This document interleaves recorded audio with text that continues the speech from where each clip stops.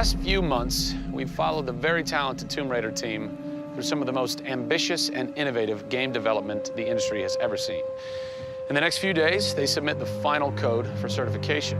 If they pass, game ships on time and everyone gets a much-deserved sleep. If they fail, well, let's not talk about that.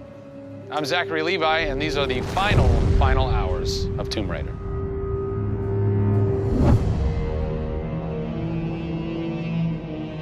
We've been around for 20 years at this point. Oh, wow. In this industry, that's crazy. Yeah. 20 years of games, and many times we've almost not made it, right? Through generation transitions, or you've had ups and downs in terms of games being released. And for us to still be here, making games and being competitive, it's amazing. Is this pretty typical for you guys to be in the last week and really all you've got left are these little bugs to do? Maybe it's a few hundred still left to go. The team's cranking them out. You know, you're play testing it a lot. You're getting QA, quality assurance, to make sure it's clean. You know, stuff's coming in still, as in like, hey, this crazy thing happened here. And simultaneously, IDOS Montreal is doing what you're doing, just with the multiplayer at the same time, because the multiplayer and the single player are being delivered at the same time. Yeah, so it's a on big team. Friday. Everybody's got to come together at the same time, at the same moment, and put pencils down and say they're done. Pencils down. Done. See. We're submitting in 4 days. Let me tell you now, we've had to move. Brian Horton, he was art director. He moved over to my department in Brand about a month ago. There was a morning that he woke up and they went, "You've created a beautiful world.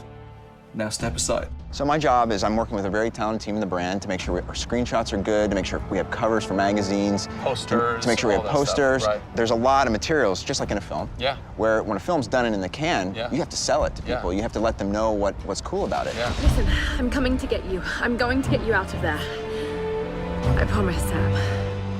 What's been great about this over the course of the entire process, with you traveling around with us, is that we've been able to bring you the final hours of each of the pieces. Yeah. We've spent probably the last 6 months watching how the music's come to an end and the voice acting has to be done. So each of our episodes up until now has really shown a side of the final hours of that particular person's role in the game.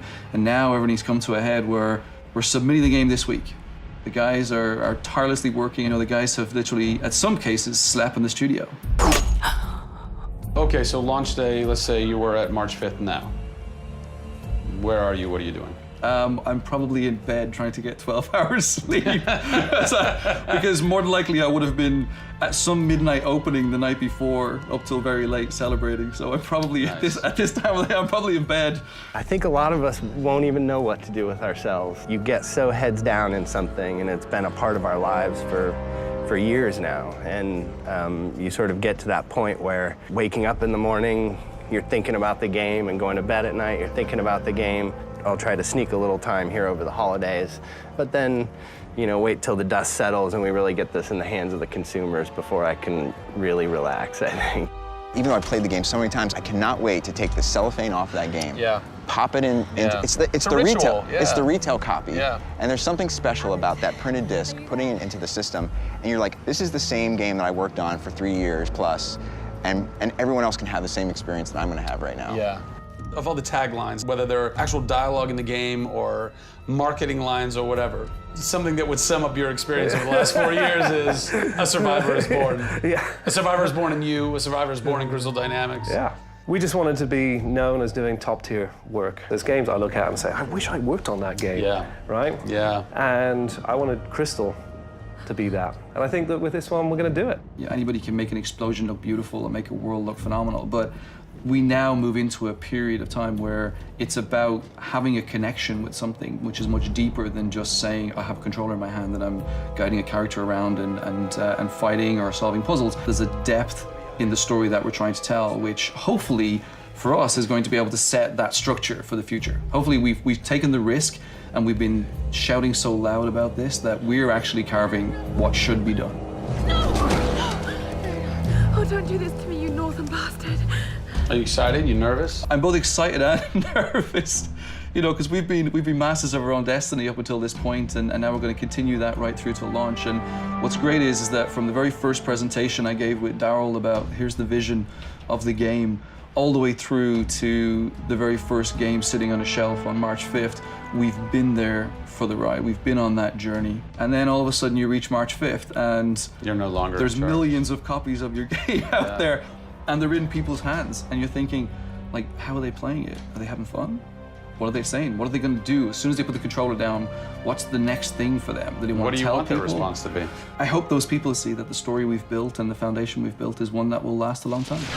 Doing something that's special is just incredibly tough, no matter what it is. You've got to really want it. You have to be passionate. You have to care about it. Everybody realizes that this is the game of their career, and everybody wants to put as much time and energy into this as possible. We have a studio full of passionate people who have put their lives into making this thing happen.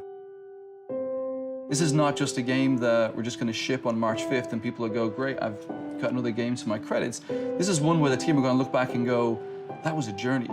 It's been an honor to be able to work on Tomb Raider, and long may it continue. I see this getting bigger and better over the next few years.